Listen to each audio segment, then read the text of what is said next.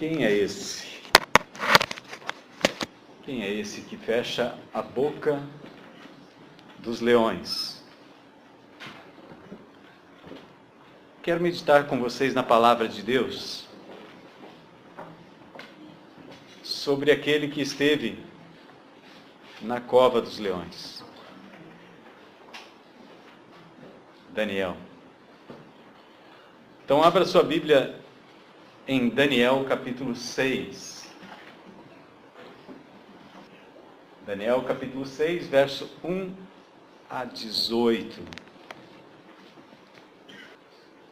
Um tempo atrás nós tratamos também sobre este tema, sobrevivendo em meio à injustiça, quando nós estudamos aqui um pouco sobre a vida de José, irmão dos seus 11 irmãos, filhos de Jacó e de Diná. Aquela grande família que é conhecida como Israel, por causa de Jacó. E hoje nós queremos ver um pouco sobre a vida de Daniel, dentro deste mesmo tema, neste capítulo, capítulo 6, sobrevivendo em meio à injustiça. E hoje nós vamos falar um pouco sobre inveja.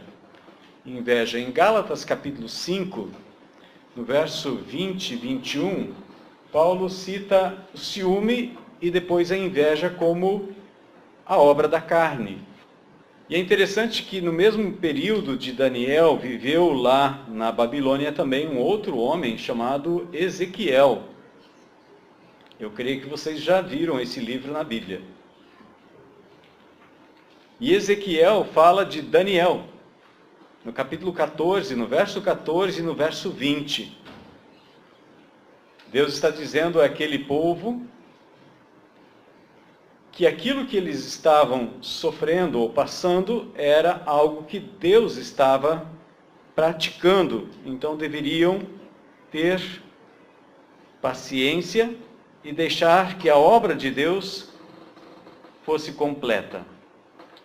Vamos ler então o texto dos versos 1 a 18, que diz o seguinte, depois você pode deixar aberto, nós vamos projetar o texto da parte final, verso 19 ao final, mas nós vamos ler também.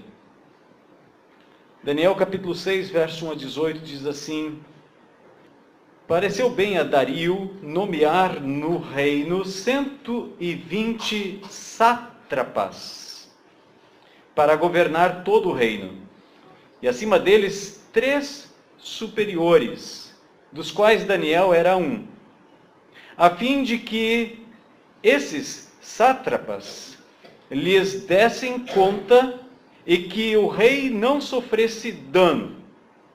Então o mesmo Daniel se destacou entre esses superiores e sátrapas, porque havia nele um espírito extraordinário, e o rei pensava nomeá-lo para governar todo o reino.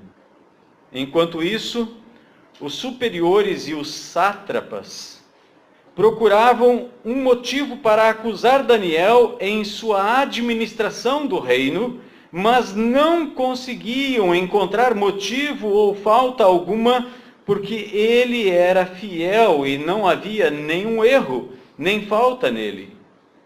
Esses homens disseram: nunca encontraremos motivo algum contra esse Daniel, a menos que o procuremos no que diz respeito à lei do seu Deus.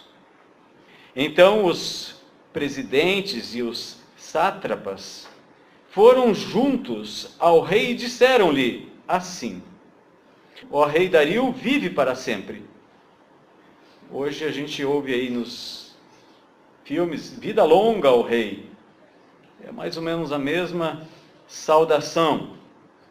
Todos os superiores do reino, os prefeitos e os sátrapas, os conselheiros e os governadores, concordaram em que o rei deveria baixar um decreto, uma determinação real, de que por um período de 30 dias, todo aquele que fizer uma petição a qualquer Deus, ou a qualquer homem, exceto a ti, ó rei, seja lançado na cova dos leões.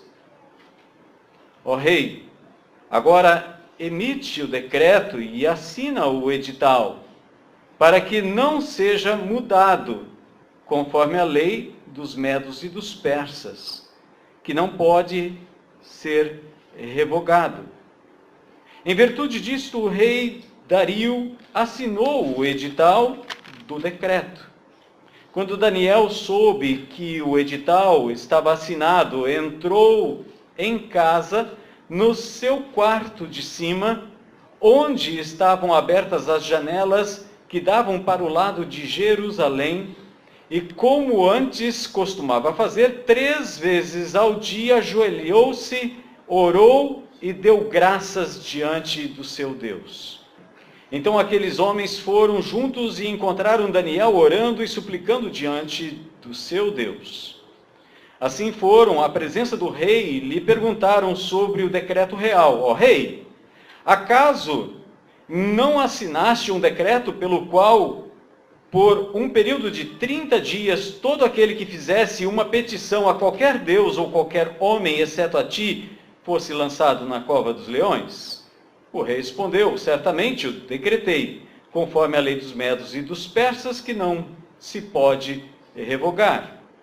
Então responderam ao rei, dizendo, ó rei, esse Daniel, um dos exilados de Judá, não tem feito caso de ti nem do decreto que assinaste. Ao contrário, faz a sua oração 3 vezes ao dia. Ouvindo a notícia, o rei ficou consternado e resolveu livrar Daniel e esforçou-se para salvá-lo até o pôr do sol. Então aqueles homens foram junto ao rei e lhe disseram, ó rei, fica sabendo que é lei dos medos e dos persas, que nenhum decreto que o rei estabelecer pode ser mudado. Então o rei deu ordem e trouxeram Daniel e o lançaram na cova dos leões. O rei disse a Daniel, o teu Deus, a quem serves continuamente, te livrará. Uma pedra foi trazida e posta sobre a boca da cova, e o rei a selou com seu anel e com o anel dos seus nobres, para que nada fosse mudado com respeito a Daniel. Depois o rei se dirigiu a seu palácio e passou a noite em jejum, e não foram trazidos à sua presença instrumentos de música, e o rei perdeu o sono. Vamos orar? Querido Pai, Senhor dos céus e da terra, que agiu através da vida daqueles que confiaram no Senhor, assim como os 3 amigos de Daniel, Sadraque, Mesaque e Abednego, ao serem submissos ao Senhor e sendo jogados naquela fornalha, o Senhor os livrou. E assim como Isaías havia profetizado que mesmo passando pelo fogo, o fogo não lhes faria mal. E assim se cumpriu a palavra do Senhor profetizada por Isaías na vida desses 3. Também aqui na vida de Daniel. Senhor, ao meditar nesta palavra, nós possamos ser ensinados a respeito das tentações que o inimigo das nossas almas tenta nos levar para longe de Ti, ao nos afastar de Ti por causa dos nossos desejos e da nossa pecaminosidade. Senhor, ajuda-nos a entender a Tua palavra e aplicar ela ao coração de cada um de nós, para que ao sair daqui tenhamos confiança como Daniel, como aqueles que confiaram no Senhor. Em nome de Jesus pedimos pela Tua bênção sobre esta palavra. Amém. Amém? Amém. O porquê da inveja? Ciúme versus inveja. Você sabe a diferença? Eu achei interessante uma conclusão que diz o seguinte, e ajuda a esclarecer a gente sobre esses 2 temas, porque são sentimentos que parece que são irmãos. E o nosso coração corre o risco de praticá-los. A ligação entre ambos é inevitável, mas a verdade é que o ciúme e a inveja não são a mesma coisa. São coisas bem distintas. E às vezes, por confundir essas duas coisas, nós às vezes dizemos que estamos com ciúme quando na verdade estamos com inveja, ou temos inveja e dizemos que estamos com ciúme. Ciúme é motivado por algo que se possui e que se tem medo de perder. Por isso que a gente diz que quando a mulher está com ciúme é porque tem alguém perto do seu marido ou do seu filho, ou dizemos que o homem está com ciúme porque ele não quer emprestar o carro para a esposa, ou para um amigo, ou coisa desse tipo. O homem não tem ciúme de outro homem. É sério? Fala sério. A inveja é motivada por algo que não se possui, mas que se quer ter, ou então que não se quer que ninguém mais tenha. Sabe quando a pessoa vai lá e destrói aquilo para ninguém usar? É a inveja. Ou, como no caso aqui, desses homens que tiveram inveja.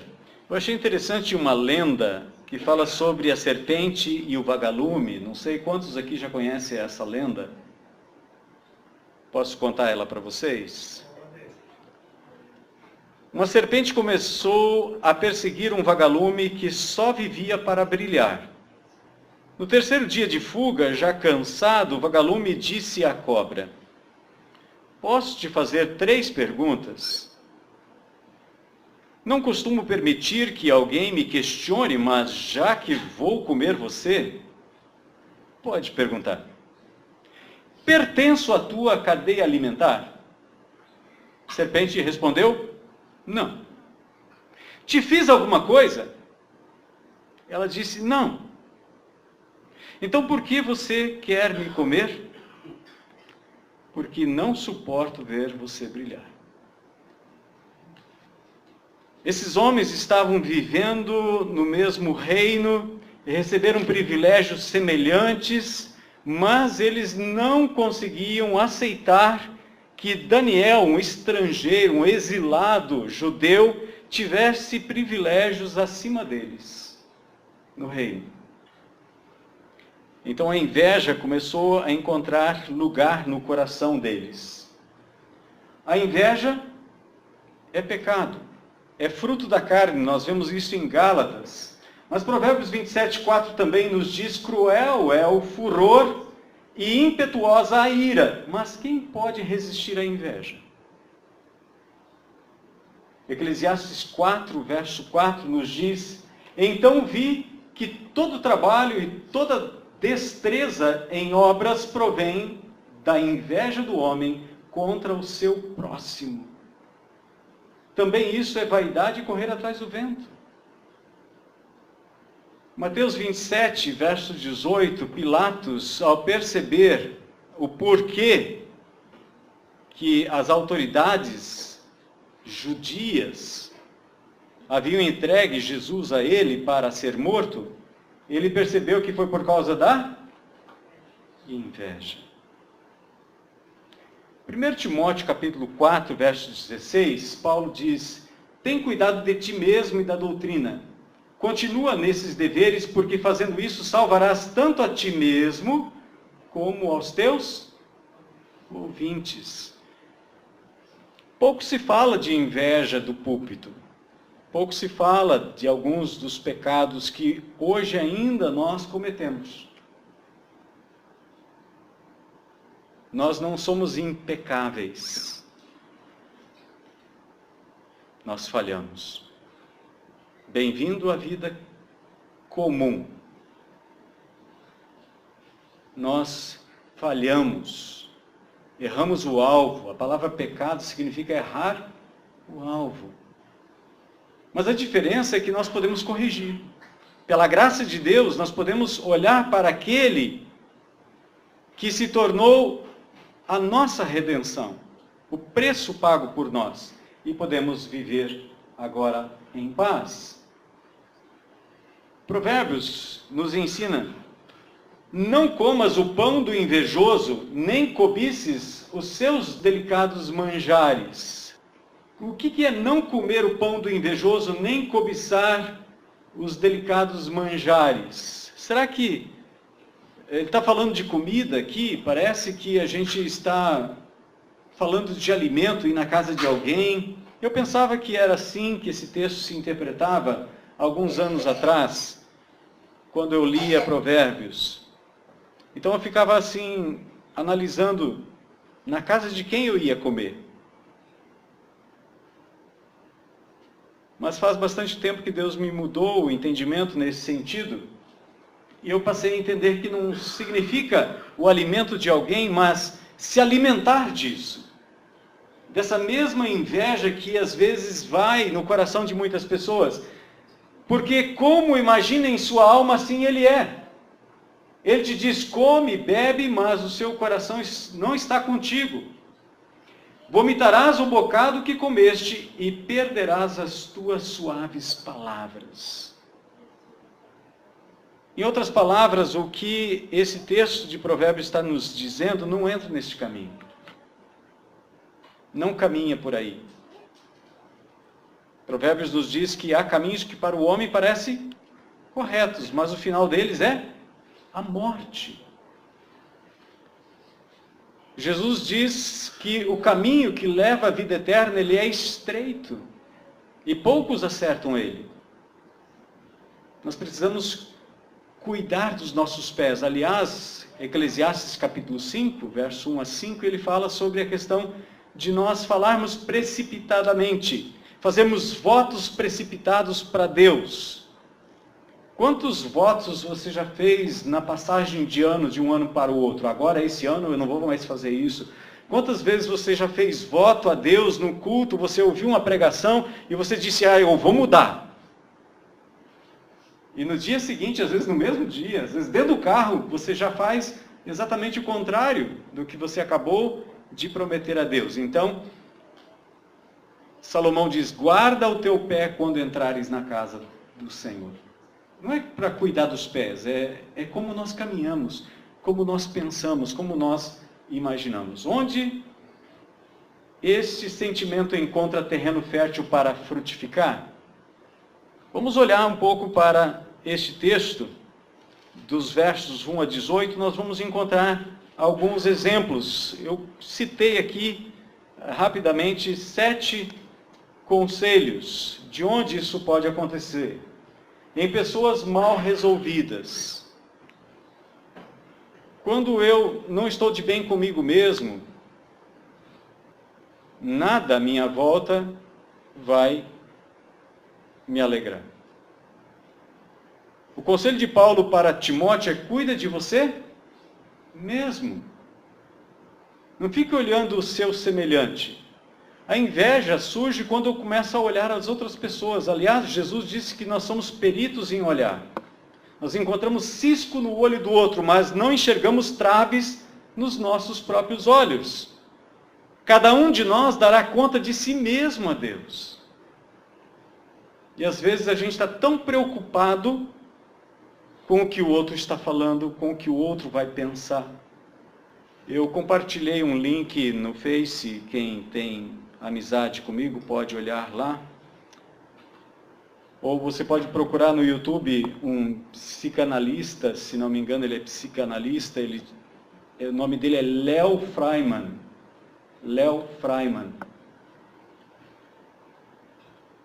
Ele fala sobre os problemas que nós enfrentamos em nossos dias, e um dos seus livros mais conhecidos ultimamente é da Síndrome do Imperador. A Síndrome do Imperador. É um tempo que nós vivemos hoje que isso se tornou uma realidade. Nós precisamos nos conhecer. Aliás, antes de Cristo já, um sábio grego disse: conhece-te a ti mesmo. Se nós nos conhecermos melhor, nós vamos evitar que o nosso coração brote a semente da inveja. Em pessoas gananciosas, Aqueles homens eram gananciosos, eles já tinham recebido prefeituras, governo. Eram 120 homens escolhidos a dedo pelo imperador. Mas eles não estavam satisfeitos com o que tinham. Uma pessoa gananciosa, ela não está satisfeita com o que tem. Outro dia nós falamos sobre amor, citando aqui João capítulo 15, versos 1 a 17. E o amor, a palavra ágape, ela significa também contentamento. Deus nos dá contentamento. E fruto do Espírito, na sequência de Gálatas capítulo 5, é amor, paz, alegria, bondade, benignidade, fidelidade, mansidão, moderação, domínio próprio. É Deus quem produz em nós esse fruto. Do contrário, as nossas obras já vão ser conforme o texto imediatamente anterior a esse texto que fala do fruto do Espírito, em Gálatas capítulo 5. Terceiro, em pessoas corruptas. Pessoas corruptas, elas são corrompidas com facilidade. Às vezes é por um favor, às vezes é por dinheiro, às vezes é por indicação. A corrupção, ela corre solta. Em nosso país, então nem se fala. Mas não é só no Brasil. A corrupção, ela anda à solta em qualquer canto. Onde há ser humano, ali nós vamos ver corrupção. Salmos 50, verso 18, nos diz: se vês um ladrão, tu te comprases nele e aos adúlteros te associas. Esse texto está falando do juízo que Deus vai lançar sobre aqueles que fizeram uma aliança com Ele. Dos versos 1 a 14, Deus está alertando: você que fez uma aliança comigo, vamos sentar e vamos conversar. E na sequência, do verso 15, eu creio que todos vocês sabem de cor, do Salmo 50, invoca-me no dia da angústia, eu te livrarei, e tu me glorificarás. Na sequência do texto, ele está chamando a atenção daqueles, através desse salmo, que é de mim e de cada um de nós. Nós precisamos analisar essa questão. Quarto, em pessoas inescrupulosas, capazes de fazer acordo com o inimigo para praticar o mal. Parece absurdo isso. Às vezes a pessoa não pode se ver, mas quando é para praticar o mal, ele faz acordos. Olha só, Lucas 23, 12. Naquele mesmo dia, Herodes e Pilatos se reconciliaram, pois antes viviam inimizados um com o outro. Um não podia ver o outro. Pilatos recebeu do imperador o direito de governar, mas o rei dali era Herodes. Eles viviam em atrito. Em Atos, capítulo 4, versículo 26 e 27, nos diz: levantaram-se os reis da terra e as autoridades ajuntaram-se a uma contra o Senhor e contra o seu ungido. Está se referindo aqui ao Salmo 2. Porque verdadeiramente se ajuntaram nessa cidade contra o teu servo Jesus, ao qual ungiste Herodes e Pôncio Pilatos com gentios e gente de Israel. Quinto, em pessoas que usam toda a capacidade para maquinar o mal. Quando a gente olha para aqui, esse texto, eu fico assim, às vezes admirado, como é que o rei, o imperador, ele aceitou um decreto desse, um projeto desse, e simplesmente ele assinou e selou. Você já se colocou na posição de que todas as pessoas do império todo tivessem que falar contigo durante 30 dias? Todo pedido chegasse até você? Deu para imaginar? Tenta se colocar nessa posição. é de enlouquecer. Teria filas de quilômetros e quilômetros. Na Bíblia a gente vê um caso semelhante quando Moisés sai do Egito e de repente ele quer resolver o problema de todo mundo. Todo mundo vinha para Moisés. De manhã até de noite tinha uma fila interminável. Aí vem o sogro de Moisés, que já conhecia ele por 40 anos, e diz: Moisés, vem aqui, vamos ter um tete-a-tete aqui, uma conversa aqui. Se você continuar desse jeito, tu vai morrer, meu filho.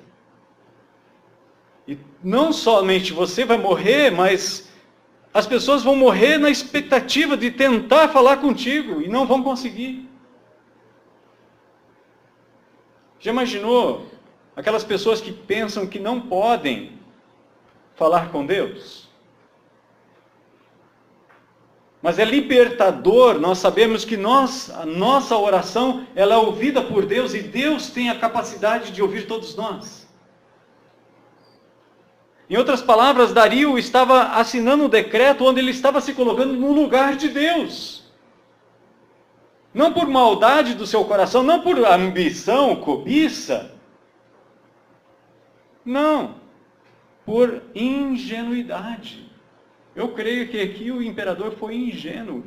Ele queria agradar os seus oficiais. E quando nós tentamos agradar, às vezes nós falhamos, e falhamos feio. Esse sentimento encontra terreno fértil também para se frutificar em pessoas treinadas na arte de enganar. De uma certa forma, eles fizeram uma armadilha para o imperador e depois vieram cobrar. O senhor não assinou um decreto assim, assim? Pois é. Agora a gente quer que você cumpra o projeto que você assinou. Eles conseguiram enganar o imperador. O imperador não queria a morte de ninguém, ainda mais de Daniel. O texto é muito claro, ele tentou livrar ele de todas as formas, tentando encontrar talvez algum tipo de brecha na lei que impedisse que Daniel fosse lançado na cova dos leões. E o texto segue dizendo que ele não quis nada que o alegrasse naquela noite, nem música, nada. E ele jejuou e passou a noite em claro, talvez até com raiva daqueles homens que enganaram ele. Eu não sei se você gosta quando você é enganado.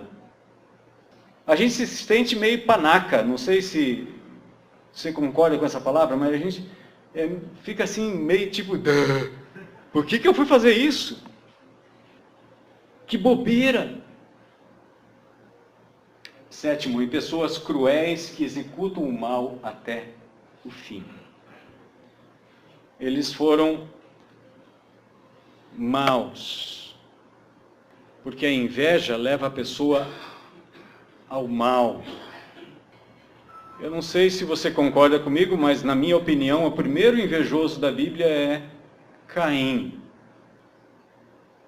Caim. Quando a gente olha para Gênesis, no capítulo 4, a gente vê que o primeiro problema aconteceu na igreja daquela época, ou no culto. De repente, Deus aceita a oferta de Abel e não aceita a oferta de Caim. O primeiro problema surge num culto de adoração a Deus. Para a gente perceber como o inimigo ele é sagaz. Ele é enganador. Não é sem motivo que o nome dele é enganador. Ele é perito na arte do engano. Ele enganou nossos pais. Tentou enganar Jesus. Usou a Bíblia para tentar enganar Jesus. Ele disse, olha, está escrito na Bíblia que se você se atirar daqui para baixo, os anjos vão sustentar em você nas suas mãos e você não vai nem tropeçar numa pedra. O que Satanás queria fazer é com que Jesus cometesse suicídio. O inimigo é sagaz, ele é astuto. Em Gênesis capítulo 4, no versículo 7, Deus diz para Caim, Caim, o pecado está na porta. O teu desejo é contra você. Você é que tem que dominá-lo. Deus só alerta. Ele não impediu que Caim deixasse aquela semente crescer no seu coração e frutificasse, porque no verso 8 ele chama o seu irmão para o campo separado de todos os outros e ali ele tira a vida do seu próprio irmão.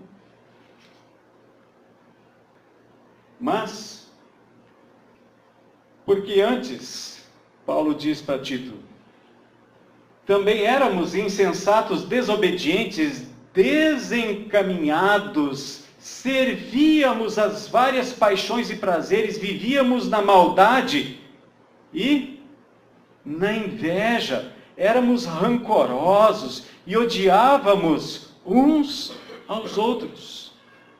A nossa natureza sem Cristo é essa. É essa. A grande questão é que quando nós caminhamos com Deus, é que essa natureza nós prometemos deixar debaixo d'água, sepultada no batismo. Nós não podemos nos enganar. Ela está conosco até a morte. O batismo é um símbolo de morte e sepultamento. É cada dia da nossa vida nós devemos nos lembrar do batismo. Cada dia da nossa vida nós devemos lembrar que essa natureza não herda a vida eterna. Essa natureza precisa ser morta. Jesus diz, tome a sua cruz e me siga. Alguns vão ter, talvez, a fraqueza nessa área da inveja, ou às vezes do ciúme. Outros vão ter fraqueza na área das finanças. Talvez problema de língua. Eu não sei qual é a sua fraqueza, só você sabe. Cada um de nós sabe qual é a nossa fraqueza. Agora, cada um de nós precisa pegar essa fraqueza e levar aos pés da cruz. Do contrário, nós vamos viver longe do Senhor. Tiago, capítulo 3, verso 14 e 18, nos diz, mas não vos orgulheis, nem mintais contra a verdade, se tendes inveja amarga e sentimento ambicioso no coração. Essa não é a sabedoria que vem do alto, mas é terrena, animal e demoníaca.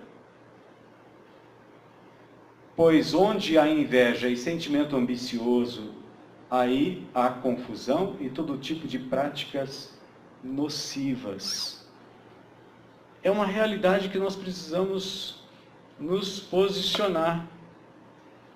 O inimigo, ele vai sempre tentar você e eu. Todos nós somos tentados todos os dias. Todos os dias. Sabe quem é que tem que ser envergonhado? É Satanás. É ele que quer levar você, a nós, a praticar o mal. Porque ele não pode tocar você. É o mesmo conselho de Balaão.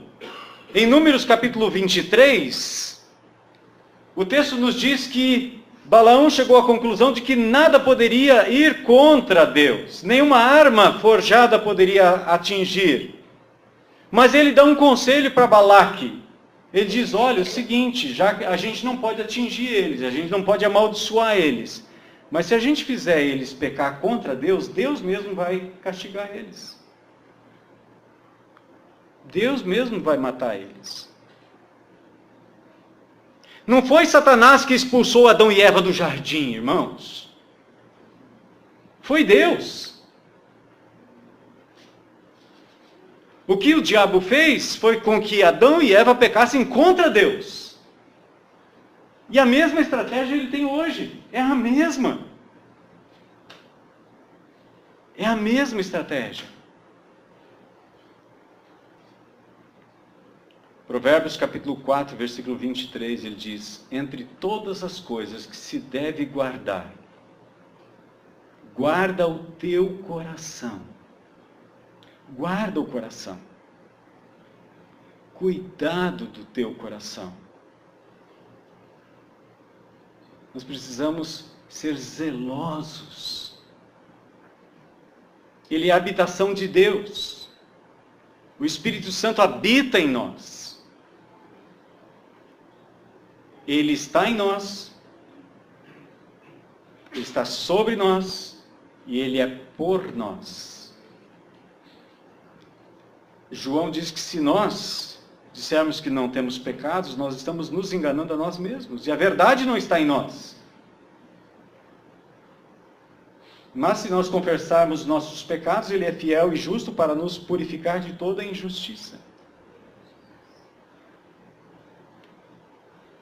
Mas a sabedoria que vem do alto é, em primeiro lugar, pura, depois pacífica, moderada, tratável, cheia de misericórdia e de bons frutos, imparcial e sem hipocrisia.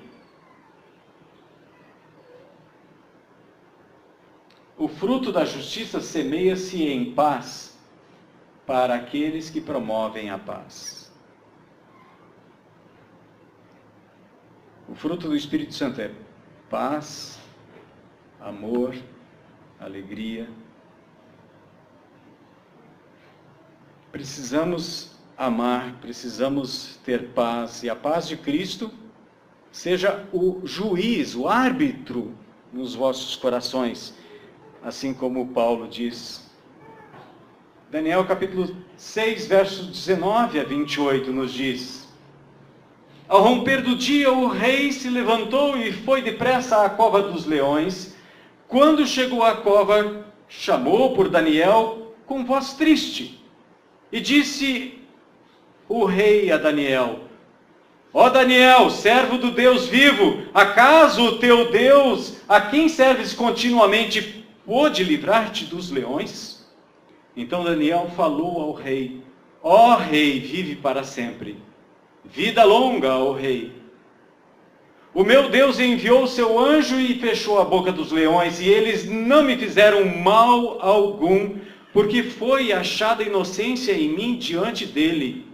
E também diante de ti não cometi delito algum, ó rei. Então o rei se alegrou muito e mandou tirar Daniel da cova. Assim Daniel foi tirado da cova e não acharam ferimento algum nele, porque havia confiado em seu Deus. E por ordem do rei, os homens que haviam acusado Daniel foram trazidos e lançados na cova dos leões, juntamente com seus filhos e suas mulheres. E antes de chegarem ao fundo da cova, os leões se apoderaram deles e lhes esmigalharam os ossos. Então o rei Dario escreveu a todos os povos, nações e línguas que moram em toda a terra: paz vos seja multiplicadas. Promulgo um decreto pelo qual em todo o domínio do meu reino os homens tremam e temam diante do Deus de Daniel, pois é Deus vivo e permanece para sempre, e seu reino nunca será destruído, seu domínio durará para sempre. Ele livra e salva e faz sinais e maravilhas no céu e na terra. Foi ele quem livrou Daniel do poder dos leões. Esse Daniel prosperou no reinado de Dario e no reinado de Ciro, o persa. Nós vimos nesse texto 2 decretos. Um decreto enganoso, maldoso, produzido para trazer morte. Um outro decreto estabelecido para trazer vida. Nós temos uma nova aliança. A aliança do Antigo Testamento, a lei, a condena. Mas a aliança do Novo Testamento traz vida e esperança. Verdadeira adoração. Esse é o nosso Deus. Poderoso para livrar, poderoso para fechar a boca dos leões. Não importa por onde você passa, onde você trabalha. Daniel estava num país estrangeiro, no meio de um povo, de uma cultura totalmente diferente da sua, mas ali ele manteve fidelidade a Deus. No seu trabalho, no trânsito, onde quer que você esteja, Deus está olhando para você. Mantenha-se fiel a Ele. Há uma promessa de vida em Cristo Jesus. Quando Deus fala para Ezequiel, no capítulo 14, no verso 14, no verso 20, Ele diz, se no meio dessa geração que está aqui, estivessem Noé, Daniel e Jó, eles não livrariam mais ninguém, só eles, por causa da justiça deles. No meio da nossa geração veio Jesus de Nazaré, que é poderoso para salvar, não somente Ele, mas salvar todo aquele que confia nele. Essa é a justiça de Cristo, o ungido de Deus. É muito maior do que Daniel, é muito maior do que Jó, é muito maior do que Noé. Amém? Amém. Então confie no Senhor Jesus. Proclame a sua vitória. Ele venceu. Aliás, Ele é o leão da tribo de Judá. Amém? Vamos nos colocar em pé e orar? Que Deus e o Espírito Santo dê sabedoria a você para não cair nas armadilhas do inimigo. Aqueles homens prepararam a armadilha para Daniel, só que a cova foi para eles. É eles que acabaram naquele lugar. Confie no Senhor. Agrada-te do Senhor. O mais, Ele fará. Amém? Pai, nós estamos diante desta palavra, Senhor, que no exemplo da vida de Daniel, Tu nos chamas para um concerto com o Senhor, para andarmos com o Senhor, para confiarmos no Senhor, mesmo diante de um mundo que nos cerca, onde leis são promulgadas, onde leis são planejadas para levar o Teu povo a não temer o Senhor. São levadas a praticar ações que vão contrárias a Teu decreto, a Tua vontade.